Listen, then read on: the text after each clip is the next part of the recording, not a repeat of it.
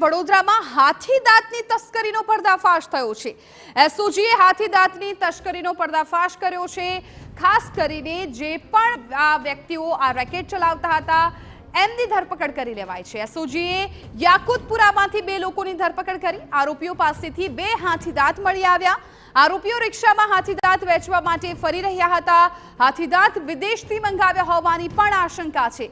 International રેકેટની દિશામાં પોલીસે તપાસ શરૂ કરી છે।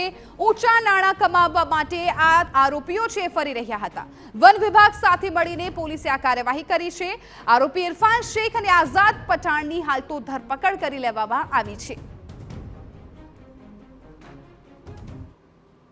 ફોરેસ્ટ વિભાગના અધિકારીશ્રીઓને પણ જાણ કરી છે અને તેઓને પણ સાથે રાખીને આગળની જે કાર્યવાહી છે એ કરવામાં આવનાર છે।